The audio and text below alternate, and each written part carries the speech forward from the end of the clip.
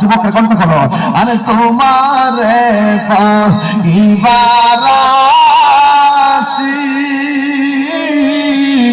ঘুরতেছি কাঙ্গালের দেশে গো, হাইরে দেশে বিদেশে ঘুরি আমি, দেশে বিদেশে ঘুরি আমি, পাইতে তোমার ঠিকানা আমার মন ইয়াসের দেওয়ানা, আমার দয়াল নামে এত মধু দয়াল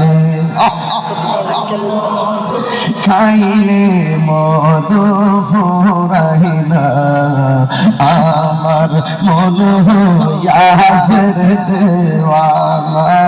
জোরে জোরে জি আল্লাহু আকবার বলা যাবে না। ও বন্ধুরে, ও হাজারির বাবা মা আমেনা বলেন, কি ব্যাপারে আমার স্বামী আমারে আল্লাহর জিকির করার উপর দিয়ে মারতো, আমি বড় নির্যাতিতা স্ত্রী। একদিন আমার স্বামী আমার হাত পাও বাইন্দা বিশাল বড় কড়াইয়া বানাইয়া চুলার উপরে রাইখা আমার তেলের মধ্যে ফালাইয়া দিতে গেছে। আমি তখন আল্লাহরে বলছি, আল্লাহ গো, আল্লাহ গো, ও আল্লাহ, আমার স্বামী আমার দেহের মালিক, কিন্তু তুমি আল্লাহ আমার ইমানের মালিক। ও আল্লাহ, এই দেহের উপরে যত জ্বালা আছে আমি সহ্য করে নিব, কিন্তু এখন আমার গরম তেলে ফালাইয়া মাছের মতো বোনা করব, কিন্তু আমার জান দিলে দিয়ে দিব, কিন্তু আমাকে তুমি ইমানটা নৈরাশ করো না। ইমান ভিক্ষা চাইলেন। এবারে ফেরাউন না ওই আসিয়াকে নিয়ে তেলের মধ্যে ফালাইয়া দিল। তেলের মধ্যে ঢোকার পর যেই মতো নিচে গেছে, যাওয়ার পরে একটা মুচকি হাসি মারলো। ফেরাউন না বলে, তুমি মুচকি হাসি দিলা কেন? না না, তোমার কাছে বলে লাভ নাই, প্রেমের কথা বলতে হয় প্রেমিকের কাছে, রসের কথা বলতে হয় রসিকের কাছে, ভাবের কথা বলতে হয় ভাবুকের কাছে, এশের কথা বলতে হয় আশিকের কাছে। তুমি নাফরমান, তোমার কাছে হাকিকত বলে লাভ নাই।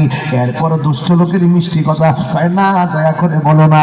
আসিয়া মনে করছে যদি আমি হাকিকত বলি, যদি হেদায়েত লেখা থাকে হেদায়েত হতে পারে।